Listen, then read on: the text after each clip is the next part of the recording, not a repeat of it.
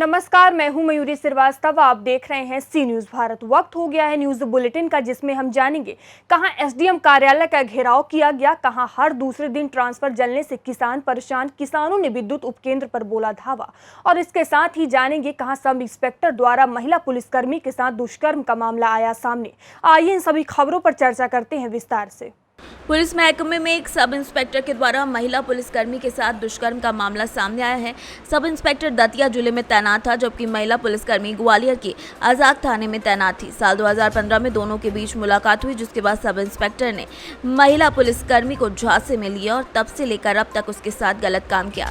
पीड़िता जब परेशान हुई तो उसने दतिया जाकर मामले की शिकायत की, जिसके बाद जिले में आरोपी एसआई के खिलाफ मामला दर्ज कर लिया गया है। क्योंकि पीड़िता ग्वालियर में थी, ऐसे में केस ग्वालियर ट्रांसफर किया गया। ग्वालियर की महाराजपुरा थाने में दतिया के केस डायरी ग्वालियर पहुंची, जिसके आधार पर पुलिस के द्वारा 386 के मामले में विवेचना शुरू कर दी गई है। ये दतिया से एक शून्य पे बलात्कार का अपराध दर्ज होके ग्वालियर आया है, जिसको कि कायमी हेतु थाना महाराजपुरा भेजा गया है। इसमें ग्वालियर अजाक में पदस्थ एक महिला आरक्षक ने दतिया जिले में पदस्थ एक उप निरीक्षक पे शारीरिक शोषण के आरोप लगाए हैं। और उस महिला आरक्षक ने बताया है कि 2015 से भोपाल में परेड के दौरान इनके संबंध बने और उसके बाद लगातार शादी का झांसा देके ये उप निरीक्षक इसका शारीरिक शोषण करता रहा। इस पर से पुलिस अधीक्षक दतिया को इसने आवेदन पत्र प्रस्तुत किया था, जिसकी जांच उपरांत वहां पे प्रकरण दर्ज होके और यहां पर आया है, जिसे थाना महाराजपुरा में असल अपराध दर्ज करने के उपरांत इसकी विवेचना की जाएगी और विवेचना में जो भी साक्ष्य आते हैं, जो भी बिंदु आती है, उसके आधार पे अग्रिम वैधानिक कार्रवाई की जाएगी। ग्वालियर से सीनियर संवाददाता योगेश बिसारिया की रिपोर्ट। छत्तीसगढ़ कांग्रेस सरकार ने घोषणा पत्र में पंजीकृत बेरोजगारों को 2500 रुपया बेरोजगारी भत्ता देने की बात कही थी, लेकिन नहीं दिया जा रहा है, जिसके विरोध में आज कसडौल विधानसभा युवा मोर्चा के कार्यकर्ताओं ने साहू धर्मशाला कसडौल में सभा का आयोजन किया और साहू धर्मशाला में पैदल एसडीएम कार्यालय पहुंचकर घेराव किया। इस विरोध प्रदर्शन में मुख्य रूप से पूर्व विधानसभा अध्यक्ष गौरीशंकर अग्रवाल, भाजपा जिलाध्यक्ष सनम जागड़े सहित सैकड़ों कार्यकर्ता मौजूद रहे।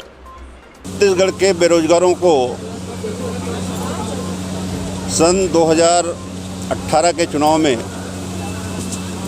इन्होंने एक जन घोषणा पत्र जो जारी किया था, उसमें उन्होंने वादा किया था कम युवाओं को रोजगार देंगे और जो बेरोजगार युवा को रोजगार नहीं दे पाएंगे उनको 2500 रुपये महीने का बेरोजगारी भत्ता देंगे। विधानसभा में इन्होंने उत्तर दिया कि हमने टोटल 20,150 लोगों को अभी तक रोजगार दिया है।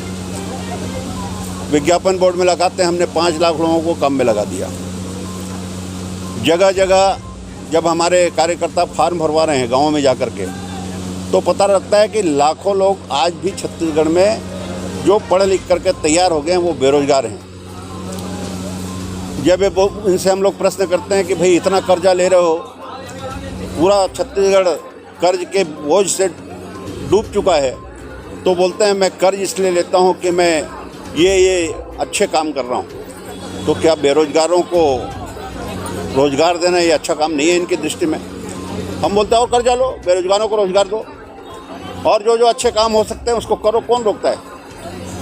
लेकिन चलो, हम तो विपक्ष के नाते सरकार पर आरोप लगाते हैं, लेकिन इनके मंत्री टीएस सिंहदेव ने क्या आरोप लगाया कि मैं पंचायत ग्रामीण विकास का मंत्री होते हुए छत्तीसगढ़ की गरीब जनता के रहने की व्यवस्था, उनके लिए मकान की व्यवस्था करने में असमर्थ रहा।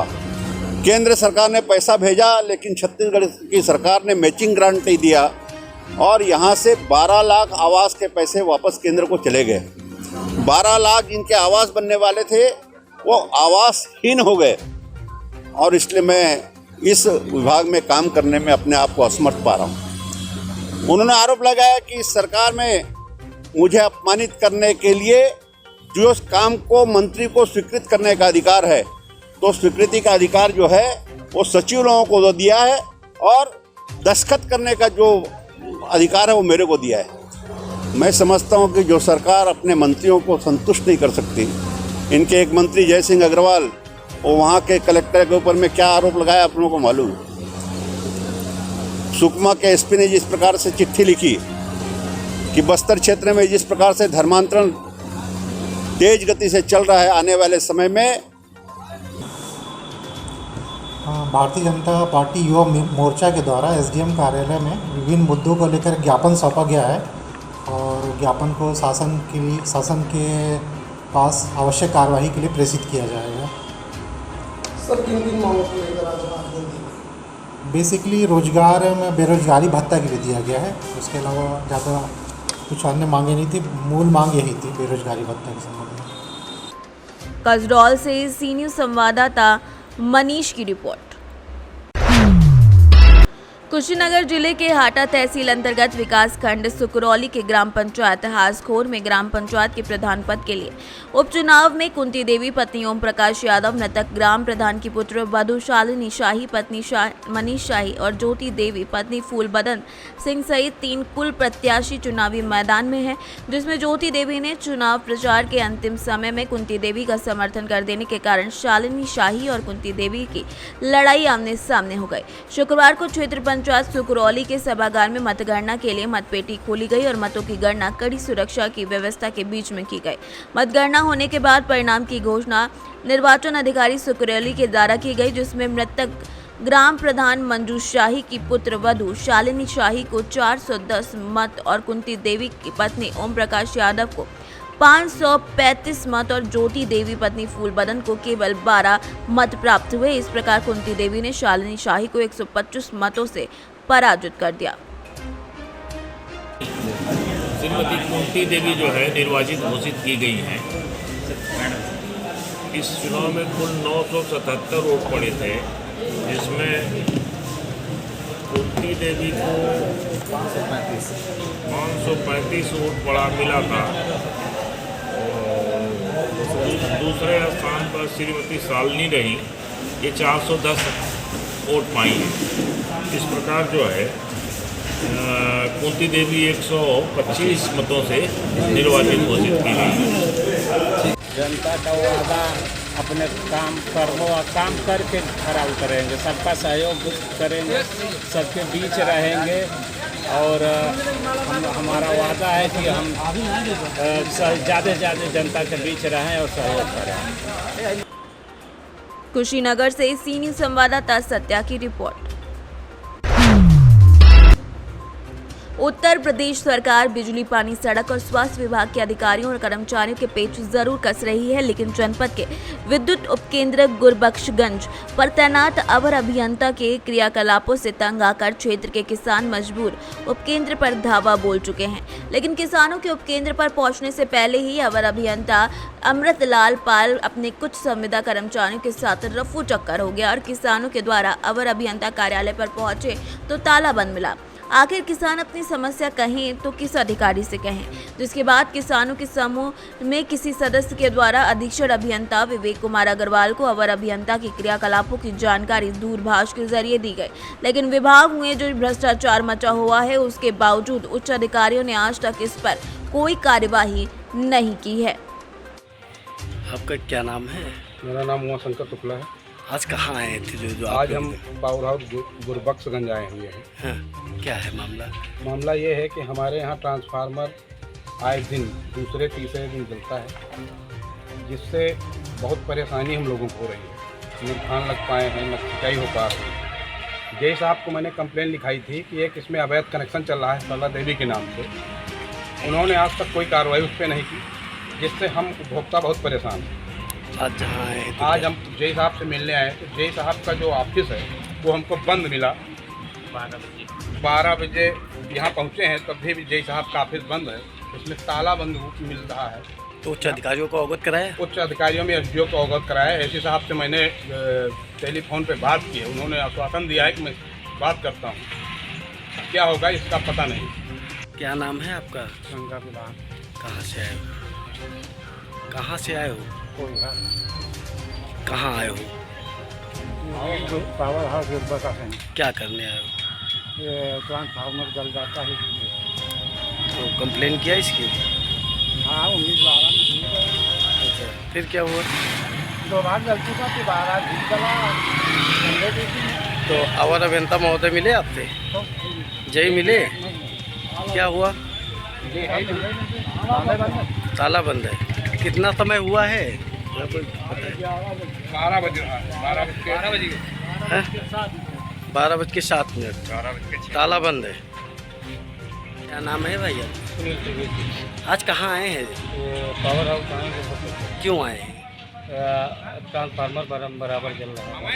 तो इसकी कंप्लेन किया आपने? हाँ कंप्लेन किया। क्या है कंप्लेन किया? एक अवैध कनेक्शन चल रहा है सरला देवी के नाम। तो उच्च अधिकारियों को अवगत किया कराया? हाँ तो क्या कहा उच्च अधिकारियों ने? उच्च अधिकारियों ने कहा कि चल रहे हैं, देख रहे हैं। आज जहाँ आए हैं क्या पोजीशन? ये कार्यालय में ताला बंद है। किसका कार्यालय है? यही कार्यालय। अच्छा, ताला बंद है। हाँ।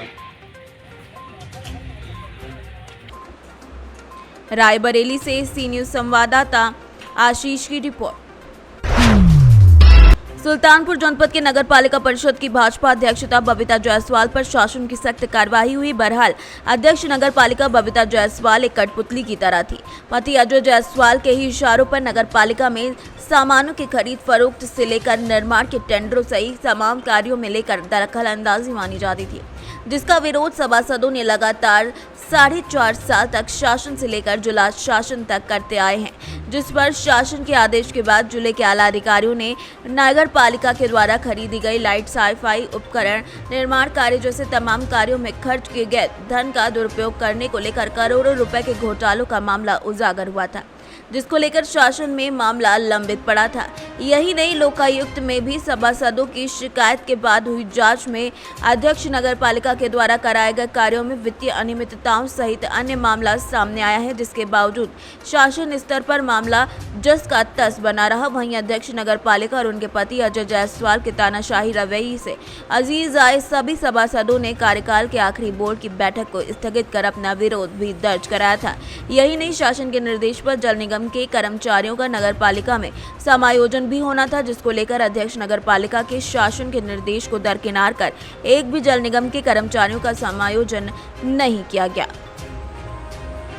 डॉक्टर संतोष कुमार सिंह, सभासद सीताकुंड वार्ड। ये चेयरमैन के खिलाफ क्या कार्रवाई, क्या मामला था? पिछले 4.5 सालों से नगर पालिका के भ्रष्टाचार को लेकर लगातार चेयरमैन के खिलाफ शिकायतें हो रही थी। बार बार ये जांच में दोषी पाए जा रहे थे। कोर्ट भी सभासद गए और शासन स्तर पर भी इनका मामला पेंडिंग में था। आज कोर्ट के मामले को संज्ञान में लेते हुए शासन ने इनके खिलाफ कार्रवाई की और इनके पावर को सीज किया। इसके संदर्भ में तामील कराया जा रहा है। निश्चित तौर पर पूरे सुल्तानपुर नगर की जनता की यह जीत है, भारतीय जनता पार्टी के उन कार्यकर्ताओं की जीत है जो भारतीय जनता पार्टी के कार्यकर्ता भ्रष्टाचार के खिलाफ लगातार संघर्ष कर रहे थे। ऐसे में भारतीय जनता पार्टी ने इनके खिलाफ कार्रवाई कर एक कड़ा संदेश दिया कि चाहे वो अपना हो चाहे वो बाहरी हो, कोई भी भ्रष्टाचारी बख्शा नहीं जाएगा। इसी क्रम में इनके खिलाफ कार्रवाई हुई है। नहीं, बेसिकली शिकायतें क्या थी? क्या शिकायतें बिजली, पानी, सड़क, सफाई आदि के मुद्दे को लेकर लगातार ये इनका तानाशाही रवैया चल रहा था। बिजली के मामले में लगातार जो है अधिक खरीद के दोषी थे। टेंडर के मामले में स्वयं पार्टनर के रूप में काम करते थे, टेंडर के अन्य किसी को नहीं लेने देते थे। इसके अलावा सामानों की अधिक मूल्य में खरीदारी व मनमाने तरीके से वित्तीय अनियमितता, प्रशासनिक में शासनादेश का लगातार उल्लंघन, जो शासन के निर्देश थे उसके खिलाफ जाकर ये लगातार अपने मनमाने तरीके से जो है ये कार्रवाई कर रहे थे। और सबसे बड़ी बात ये थी कि जो है ये व्यक्तिगत के रूप में नगर पालिका चला रहे थे। नगर पालिका के सारे धन का उपयोग अपने व्यक्तिगत उपयोग के लिए कर रहे थे। इन्हीं सबको लेकर शिकायतें थे जिनमें इनके खिलाफ कार्रवाई हुई है। चेयरमैन तो बबीता जायसवाल, उनके पति का क्या हस्तक्षेप था? इनके पति ही तो लगातार यही तो शिकायत थी कि चेयरमैन बबीता जायसवाल तो केवल एक रबड़ स्टाम्प के तरीके थी। सारा काम जो है अजय जायसवाल चला रहे थे। अजय जायसवाल जो है अवैधानिक तरीके से जो है यहाँ के कर्मचारियों पर दबाव बनाकर अभिलेखों में छेड़छाड़ लगातार कर रहे थे। मनमानी तरीके से जो है शासनादेश का उल्लंघन करते हुए पत्नी को दबाव में डालकर और पत्नी से मनमाने तरीके से अपने मनचाहे कार्य करा रहे थे। यही आरोप थे और ये साबित थे लगातार कई बार स्टिंग ऑपरेशन में भी इनके पति जो है वो कार्यालय में पाए गए और डीएम ने तो लेटर तक जारी किया। लेटर जारी करने के बावजूद भी ये लगातार कार्यालय में आकर पत्रावलियों का अवलोकन कर रहे थे और नगर पालिका में हस्तक्षेप कर रहे थे। सर चेयरमैन के ऊपर क्यों कोई चेयरमैन पे कौन सी कार्रवाई हुई है? सुल्तानपुर नगर पालिका की अध्यक्ष के विरुद्ध शासन अधिनियम की धारा 48(2) के अंतर्गत आरोप पत्र निर्गत किया गया है। विभिन्न जांचें अलग अलग समय पर उनके विरुद्ध प्रेषित की गई। उसके क्रम में उनको कारण बताओ नोटिस दिया गया और नोटिस के उत्तर पर अग्रितर कार्रवाई होने तक 48(2) धारा के अंतर्गत उनके प्रशासकीय एवं वित्तीय पावर सीज किया गया। मामला कौन सा था? ये 2-3 मैटर्स थे। पहले कुछ सभासदों के शिकायत पे जांच भी हुई थी और एक शासन की तरफ से जल निगम के कर्मचारियों की जो भर्ती थी वो मैटर 2-3 जांचें कंबाइन हो गई। सुल्तानपुर से सी न्यूज़ संवाददाता शिव प्रसाद मौर्य की रिपोर्ट। बिहार पश्चिमी चंपारण जिला के बगहा अंतर्गत बोरवेल नहर में पुल पे रात 10 बजे एक बहुत बड़ा मगरमच्छ दिखा जो किसी भी वक्त रात में चलने वाले इंसान पर हमला कर सकता है। इसलिए ग्रामीणों से अपील की गई है कि वो रात को सफर ना करें और अपनी जान को जोखिम में बिल्कुल भी ना डालें। बिहार से सी न्यूज़ संवाददाता मोहम्मद अयूब की रिपोर्ट। अपना दल एसओ राज्य स्तरीय पार्टी का दर्जा प्राप्त होने के बाद जनपद बहराइच में कार्यकर्ताओं ने शहीद उद्यान बहराइच में सरदार पटेल डॉक्टर अंबेडकर की प्रतिमा पर माल्यार्पण किया और दूसरे को मिठाई भी खिलाकर खुशी का इजहार किया और डॉक्टर सोनेलाल पटेल जी को इस सफलता को समर्पित किया। बहराइच से सीनियर संवाददाता राजू की रिपोर्ट। केंद्र सरकार के द्वारा एक और जहां नेशनल हेराल्ड मामले को लेकर गांधी परिवार पर शिकंजा कसा जा रहा है तो वहीं दूसरी ओर कांग्रेसी नेताओं के द्वारा देश भर में महंगाई और जीएसटी को लेकर आंदोलन शुरू कर दिया गया है। ग्वालियर में भी कांग्रेसी नेताओं ने ग्वालियर में फूलबाग चौराहे से शास्त्री चौराहे तक पदयात्रा निकाली और जिसके बाद शास्त्री चौराहे पर कांग्रेसी नेताओं के द्वारा गिरफ्तारियां भी दी गई। कांग्रेस जिला अध्यक्ष का दावा है कि तकरीबन 750 कांग्रेस कार्यकर्ताओं ने गिरफ्तारी दी है, जिसमें जिस तरीके से महंगाई बढ़ती जा रही है उस तरीके से खाद्य पदार्थों पर जीएसटी लगाई जा रही है और यही बात आम आदमी की कमर तोड़ रही है। पदयात्रा में गिरफ्तारी के दौरान कांग्रेस विधायक सतीश सिरकरवार ने जिला अध्यक्ष डॉक्टर देवेंद्र शर्मा सहित अन्य वरिष्ठ पदाधिकारी और कार्यकर्तागण भी मौजूद रहे। कांग्रेस के प्रदर्शन को देखते हुए पुलिस बल भी अच्छी खासी संख्या में यहाँ देखने को मिली। ये फूलबाग से लेके पड़ाव तक एक कांग्रेस पार्टी और उनके जो नेता हैं उनके द्वारा एक पैदल मार्च निकाला गया है। तो फूलबाग से पड़ाव के है महंगाई और अन्य मुद्दों को लेकर था। उसके संबंध में अभी ये ओपन जेल बनाई गई है, यहाँ पे इन्होंने गिरफ्तारी दी है। यही पूरा मामला। कितने लोग? लगभग 700 से 750 लोगों की संख्या होगी।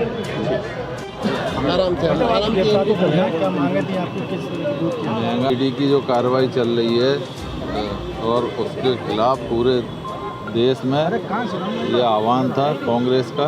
सारे जिलों में इसी तरह पदयात्रा निकाली गई हैं और गिरफ्तारियां दी गई हैं। यहाँ पर अभी 750 लोगों ने गिरफ्तारी दी है। इसमें महिला कांग्रेस कितनी है? महिला और पुरुष मिला के 750 लोग। पदयात्रा कहाँ से निकाली है? पदयात्रा हमने फूलबाग चौराहे गांधी जी की प्रतिमा से शुरू की थी और ये अपने पड़ाव तक शास्त्री चौक तक की थी। उसके बाद पार्क होटल में ये गिरफ्तारी कर लिया। ठीक है। कहाँ से निकाली? देखिएगा बढ़ती हुई महंगाई, बेरोजगारी, आप करप्शन। आज देखिएगा ये 5G स्पेक्ट्रम का भी जो अभी अलॉटमेंट हुआ है, नीलामी हुई है, लगातार घोटाले पे घोटाले, पहले भी तमाम मामले आए हैं। ये दबाने की निरंतर इनकी ओर से कोशिश हो रही है। महंगाई पर पार्लियामेंट के अंदर जब कांग्रेस बात करती है तो ये पार्लियामेंट को बाधित इन्हीं के पार्लियामेंट के मेंबर करते हैं, रोकते हैं। अगर हमारे सांसद आवाज़ उठाते हैं तो उनको सस्पेंड किया जाता। लगातार हम लोग महंगाई के खिलाफ पिछले 2 या 3 साल से सड़कों पर हैं। इनके समझ में नहीं आ रहा। ये बड़ी निर्णायक लड़ाई है। आज हमारे नेता आदरणीय राहुल गांधी जी ने दिल्ली में अपनी गिरफ्तारी दी है और पूरी पार्टी पूरे देश में, आज ये मध्य प्रदेश के ग्वालियर में ऐतिहासिक ये प्रदर्शन हुआ है। हम लोगों को पुलिस ने गिरफ्तार किया है और ये हमारा संघर्ष आंदोलन महंगाई मामला हो या नौजवानों को रोजगार का मामला हो या भारतीय जनता पार्टी की मध्य प्रदेश की सरकार हो या देश की सरकार हो, उनके द्वारा निरंतर जो करप्शन किए जा रहे हैं उनके खिलाफ हम लोगों की लड़ाई ये जारी रहेगी। कितनी लोगों की गिरफ्तारी हुई है? देखिए, आपने खुद देखा है, सैकड़ों की संख्या में हमारे लोगों ने गिरफ्तारी दी है। ग्वालियर से सीनियर संवाददाता योगेश की रिपोर्ट। उत्तर प्रदेश के जनपद हापुड़ थाना कपूरपुर पर एसओजी टीम की हत्यारोपियों और इनामी बदमाशों से शुक्रवार की सुबह गांव बचेड़ा गांव की नहर पुल के पास झड़प हो गई, जिसमें 25-25 हजार रुपए के 2 इनामी बदमाश घायल हो गए। पुलिस ने घायलों सहित एक अन्य इनामी बदमाश और महिला को गिरफ्तार किया है। 25-25 हजार रुपए के तीनों इनामी बदमाश महिला के बेटे हैं। पुलिस ने पकड़े गए बदमाशों के कब्जे से 2 बाइक, 1 पिस्टल, 2 तमंचे, 3 मोबाइल, जिंदा और खोखा कारतूस बरामद किए हैं। पुलिस अधीक्षक दीपक भूचर ने इस पूरे मामले के बारे में जानकारी भी दी। ये जो एसओजी और कपूरपुर जो पुलिस स्टेशन है, इसकी टीम के द्वारा 2 अभियुक्तों को मुठभेड़ के बाद गिरफ्तार किया गया है, जिसमें एक का नाम मोनू है और दूसरा गौरव है, और इन दोनों पे 25,000 का इनाम था। ये दोनों जो मोनू और गौरव है, एक छज्जूपुर गांव में 16/7/22 को एक सचिन नाम का लड़का था, उसके उनके द्वारा मर्डर किया गया था। और उसके बाद एक निवाड़ी थाना क्षेत्र में भी, गाजियाबाद में भी इन्हीं के द्वारा एक हत्या की गई, उसमें भी अभियोग पंजीकृत हुआ था। इन दोनों केसेस में ये वांछित चल रहे थे। इसके अलावा 2 लोगों को और इसमें गिरफ्तार किया गया है, जिसमें एक का नाम सोनू है जो इन्हीं का भाई है, और एक मिथिलेश है जो इनकी माँ है। ये चारों लोग इन दोनों मर्डर्स में इन्वॉल्व थे। इन्हीं के द्वारा ये प्लानिंग की गई थी मर्डर की। और उसके बाद जो सोनू, मोनू और गौरव ये छज्जूपुर गांव में आए थे और सचिन की सुबह 5 बजे उनके द्वारा गोली मार के हत्या की गई थी। और ये जो चारों लोग हैं ये निवाड़ी थाना क्षेत्र जनपद गाजियाबाद के रहने वाले हैं। इनसे जो पूछताछ हुई है उसमें इनके द्वारा ये बताया गया कि इनकी जो सचिन था उसके साथ, क्योंकि इसकी सिस्टर की शादी वहाँ निवाड़ी में हो रखी थी और उनका आपस में परिवार का कुछ आपस में लड़ाई झगड़ा चल रहा था, तो उसी के रंजिश के चलते इन्होंने सचिन की हत्या की थी। और उसके बाद जो निवाड़ी में की वो इनके सगे चाचा की उन्होंने हत्या की थी, और वो क्योंकि जो सचिन की सिस्टर थी उसको सपोर्ट करता था और इसी वजह से उसके चाचा की भी इन्होंने हत्या की। और अब ये जो प्लान कर रहे थे, जो सचिन का भाई है राम कुमार, जो कि वादी है छज्जूपुर जो हत्या का केस हुआ था उसमें, उसको मर्डर करने का ये प्लान कर रहे थे। उसके अलावा नोएडा में भी इसका जो भाई है मोनू, इसकी भी वहाँ पे शादी हो रखी है और उनके साथ भी इनका विवाद चल रहा था। तो नेक्स्ट इनकी जो प्लानिंग थी वो नोएडा और हापुड़ से सीनियर संवाददाता सचिन सागर की रिपोर्ट। गोवर्धन बस स्टैंड का मामला काफी दिनों से सुर्खियां बटोर रहा है। गोवर्धन बस स्टैंड पर बनी मल्टी लेवल पार्किंग में, जिसको ब्रज तीर्थ विकास परिषद के द्वारा परिवहन निगम की जमीन पर मल्टी लेवल कार पार्किंग का कार्य कराया गया था, जिसमें सरकार के द्वारा करोड़ों रुपए की लागत भी लगाई थी। लेकिन आज ये इमारत सफेद हाथी साबित हो रही है। इन दोनों विभागों के झगड़े को लेकर उत्तर प्रदेश सरकार का महीने का लाखों रुपए का नुकसान होता हुआ दिखाई दे रहा है और करोड़ों रुपए के लगने के बावजूद आज ये बिल्डिंग झगड़े में फंस गई है, जिसके चलते अभी तक इस बिल्डिंग को शुरू नहीं किया गया है, जिसका सीधा फायदा प्राइवेट पार्किंग स्वामी उठाते हुए नजर आ रहे हैं। परिवहन निगम का कहना है कि ये हमारी जमीन पर बनी हुई है तो इसका दायित्व हमें मिलना चाहिए, तो वहीं ब्रज तीर्थ विकास परिषद का कहना है कि इस बिल्डिंग को हमारे द्वारा बनाया गया है, इसीलिए ये हमारी होनी चाहिए। सर, जैसा कि देखा जा रहा है कि गोवर्धन बस स्टैंड और वहाँ मल्टीप्लेक्स जो वो बनी है पार्किंग, मल्टी लेवल पार्किंग, उसमें करोड़ों रुपए की लागत करके सरकार ने बनाया गया है और वो इस समय सफ़ेद हाथी साबित हो रही है। इसके बारे में क्या कहेंगे? देखिए, मल्टी लेवल पार्किंग जो है वो परिवहन निगम की जमीन पे और उत्तर प्रदेश ब्रज तीर्थ विकास परिषद के द्वारा बनाई गई है। या तो बनाने से पहले दोनों, चूंकि दोनों ही गवर्नमेंट की संस्थाएं हैं, या तो बनाने से पहले इन लोगों को बैठ के और आपसी सामंजस्य तय कर लेना चाहिए था कि इस मल्टी लेवल पार्किंग को कौन ऑपरेट करेगा, इसके देखरेख की जिम्मेदारी, इसके ठेके की जिम्मेदारी ये कौन उठाएगा। अभी उत्तर प्रदेश ब्रज तीर्थ विकास परिषद के द्वारा इसके अंदर कई करोड़ रुपए लगा दिए गए। कई करोड़ रुपए खर्च करने के बाद भी मल्टी लेवल पार्किंग का कोई भी उपयोग नहीं हो पा रहा है। और दोनों ही लोगों के अंदर, दोनों ही संस्थाओं के अंदर, परिवहन निगम है और दूसरा ब्रज तीर्थ विकास परिषद है, इन दोनों के अंदर कहीं ना कहीं जो सुनने में आया है कहीं ना कहीं असमंजस की स्थिति बनी हुई है कि ठेका कौन उठाएगा इसका, और ऑक्शन करने की बात है, दूसरा इसकी मेंटेनेंस की बात है, इसको कौन करेगा।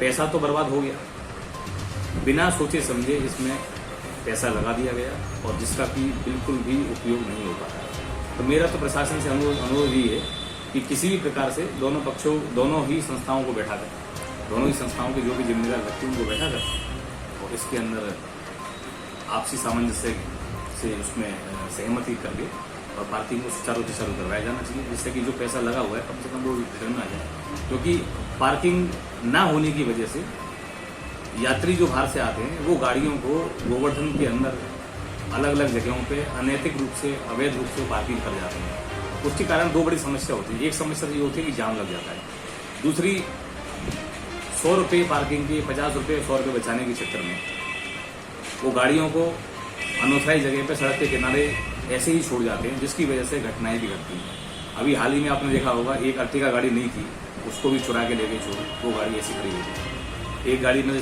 सामान, शीशा तोड़ के उसका सामान चुरा के ले गए। तो ये कहीं ना कहीं लापरवाही है, पुलिस के लिए सिरदर्द भी है, क्योंकि बिना वजह अगर पार्किंग वो चालू होती, एमबीडी की जो पार्किंग है, मल्टी लेवल पार्किंग है, तो आदमी वहाँ जाके पार्क करता है गाड़ी को, उसका उपयोग करता है। मगर देखा जा रहा है कि बड़े मेलों पर इस पार्किंग का कुछ भी उपयोग नहीं हो पाता है और आउटर से ही सब वाहनों को निकाला जाता है। तो उस स्थिति में क्या कहना चाहेंगे आप? देखिए, जब गोवर्धन का प्लान, अभी ये रिंग रोड करने के साथ में जो गोवर्धन का प्लान बनाया था, जैसे कि तहसील गोवर्धन से सी न्यूज़ संवाददाता विष्णु शर्मा की रिपोर्ट। फिलहाल इस न्यूज बुलेटिन में इतना ही। देश दुनिया की तमाम खबरों के लिए देखते रहिए सी न्यूज भारत।